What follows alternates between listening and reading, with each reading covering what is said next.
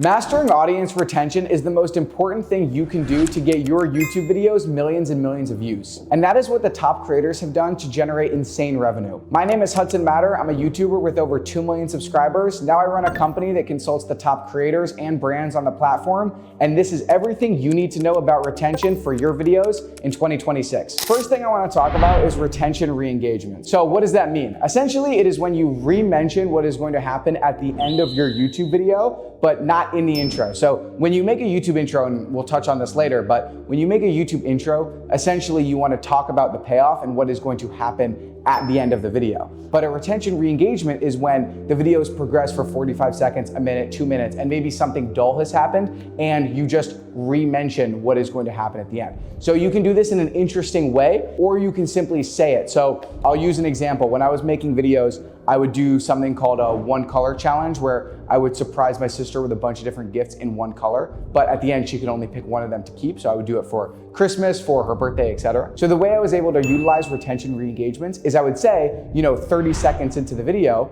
hey, by the way, at the end of the video, she can only pick one gift to keep. And then I would mention it 1 minute in, and then 2 minutes in. And usually like 30 to 40% into the video, you don't have to keep mentioning it because at this point, it's ingrained in the audience's mind. And so they're less likely to look for an excuse to click off the video because you're consistently telling them and consistently mentioning to them, hey, here's what's interesting that's gonna happen at the end of the video. This can also be very valuable with visuals. So I'll use an example of Mr. Beast, the biggest YouTuber in the world. What he does very well is if you look at his $1 versus $1 million series, if he does, $1 versus $1 million yacht, he'll use a visual graphic that shows, hey, at the end of the video, we're building to $1 billion yacht. And you can just see that clearly. So, every time he's cutting from the $1 yacht to the $1 million yacht, you can just see the $1 billion yacht in the background and you're naturally incentivized to wait for it. Now, why not just keep mentioning it throughout the video? One, it can come off as a little fake if you're just consistently talking about it. The most important thing is you're actually making good content, telling a good story that people want to listen to. And two, like I said before, when you usually hit the 35 to 40% mark of the video, viewers know what they're waiting for and they're kind of in. So they're naturally gonna wanna watch the entirety of the video. So if you're gonna take this advice, it's most important that you do it in the beginning section of the video, usually a 1/3 in.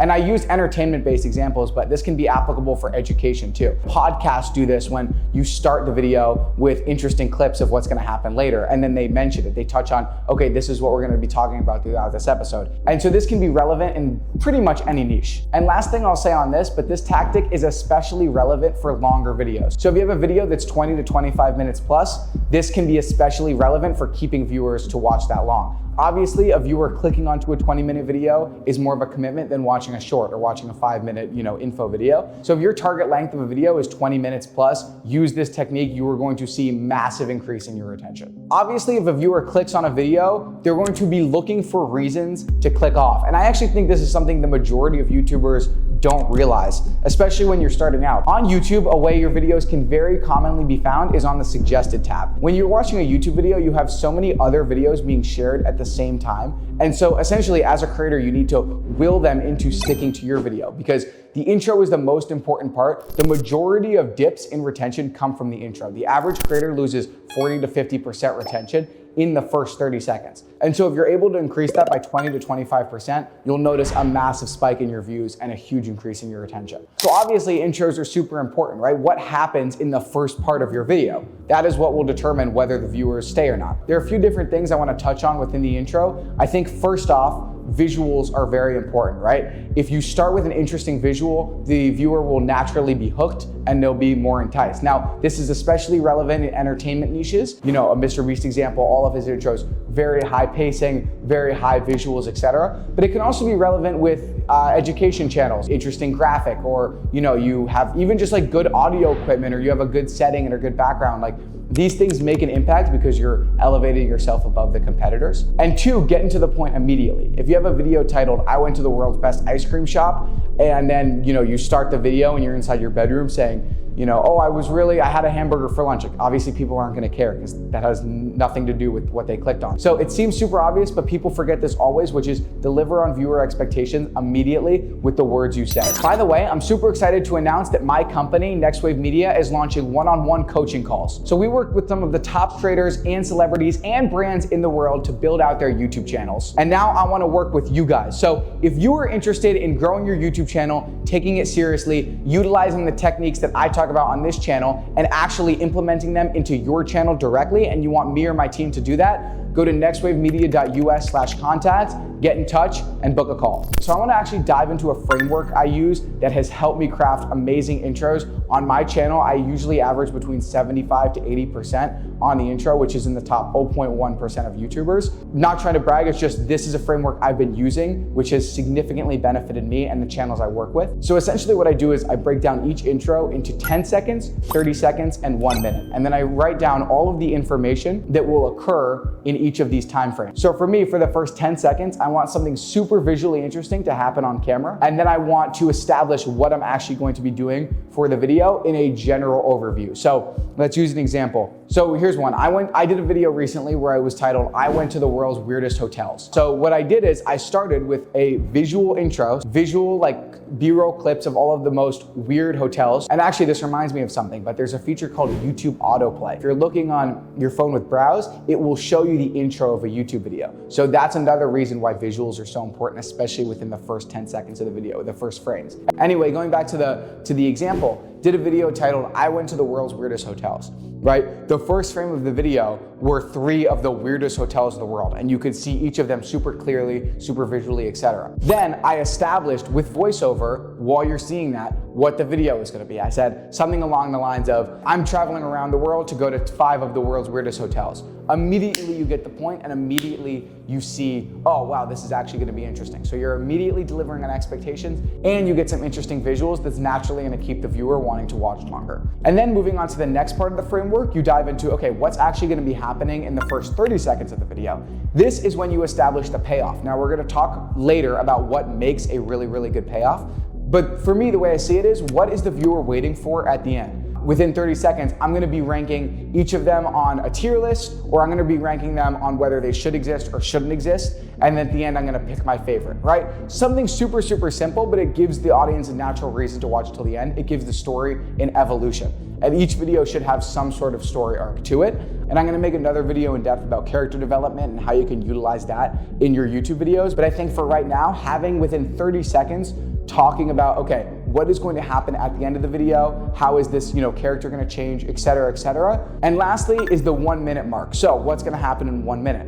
This is when you start to use the retention re-engagements that I talked about earlier, right? Once you've actually gotten into the video, so you've gotten into the bulk of it, 30 seconds, you're establishing what's gonna happen, you've given visual intro, et cetera, et cetera. Now, you're gonna establish, okay, now I'm actually gonna start doing it. Maybe 45, 50 seconds in, you're gonna remind the audience what's gonna happen at the end. This is especially relevant if you are making an entertainment-based content, which I know a lot of you guys do. Even like Ryan Trahan will do this really, really well as an example. What are you waiting for? Come up with a unique way to re-explain it.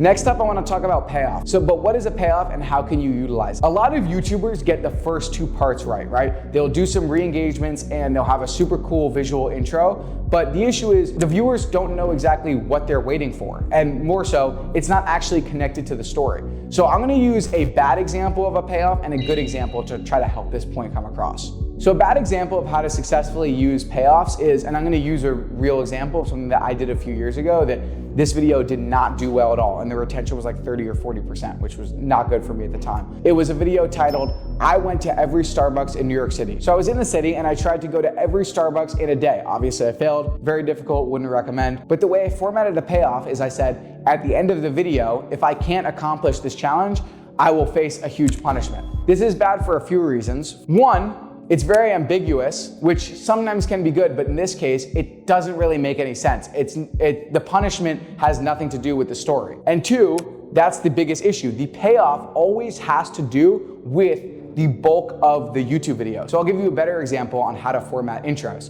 I did a video titled, I bought my sister 10 gifts in 24 hours. This was a few years ago, and this was the first time I remember I got over 50% retention on a video. And I was super excited. It was over 13 minutes. And the reason was just because of this simple way I reframed the payoff. So what I did is, it was about to be Christmas. I posted the video like on Christmas Eve or something like that. And the concept of the video was I was going around the mall and I was buying my sister Salish 10 different gifts in 24 hours. But at the end, she could only pick one of those gifts to keep. Immediate conflict, right? Conflict is huge when it comes to payoff. Essentially, payoffs is just how does this conflict get resolved by the end of the video. Throughout the video, you're seeing me go get all of these gifts that have some kind of emotional connection to my sister. But then at the end, I'm saying, hey, she's only allowed to keep one of these and I'm gonna give the rest away to charity. So therefore, there's an immediate conflict that the audience is just naturally waiting to see happen. And I think that is the best way to format payoffs. Again, this is just from what I've seen on the retention graphs.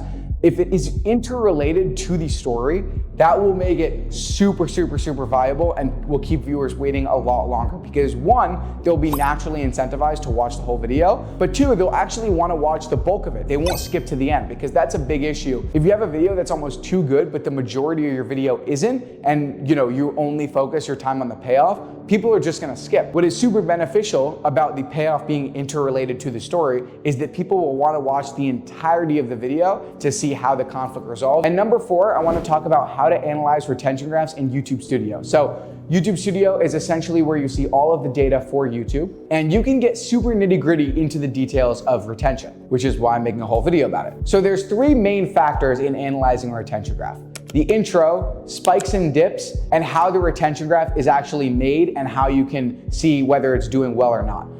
The first thing I want to talk about is actually to that point, which is a concept called retention scalability. So I'm going to give you 2 options. One, would you rather have a retention graph that is 70% retention on an 8-minute video, but then it gets to 10 million views and it has 40% retention? Or a video that has 50% retention and is 8 minutes, but it gets to 10 million views and it has 45% retention? Ding, ding, ding. The answer is option B. And that video will almost definitely do better than option A over time. And the reason is because the more YouTube shared the video, the more viewers are watching. The way YouTube shares a video is how interested your core audience is in it. Then they'll share it to a wider audience. And if that wider audience is into it, then they'll keep sharing it more and more and more. So the issue with option A is that, sure, maybe you got 70% immediately because the returning viewers were obsessed with it. But when YouTube shared it to a wider audience of casual viewers and new viewers, people who had no clue who this creator was, retention tanked because maybe it was too relevant to them, maybe the story wasn't interesting for a broader audience,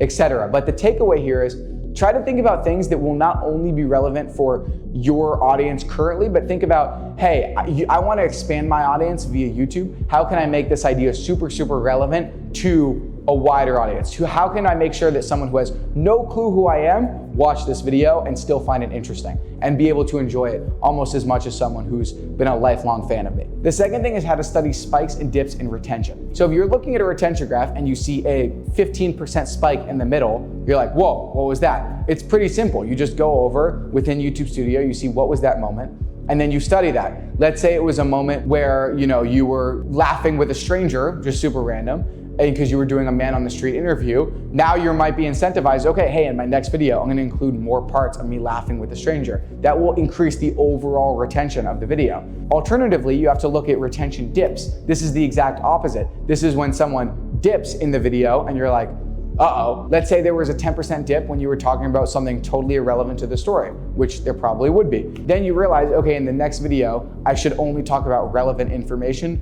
to the story. And then once you get that vibe, then you test that for the next few videos and you test the retention graph and see the impact. Overall, what you want for a really good retention graph is pretty flat with a few spikes. That's a good sign. And lastly is the intro retention graph. As I mentioned earlier, the majority of YouTubers lose like 40 to 50% of their retention on those videos. What you want to do in terms of studying is just use these techniques I talked about earlier in the intro section and then test. Okay, now can I get it to, only losing 20%, only losing 30%. These, again, will make the biggest impact on your overall retention. Thank you for watching. New video next week. Get some more views.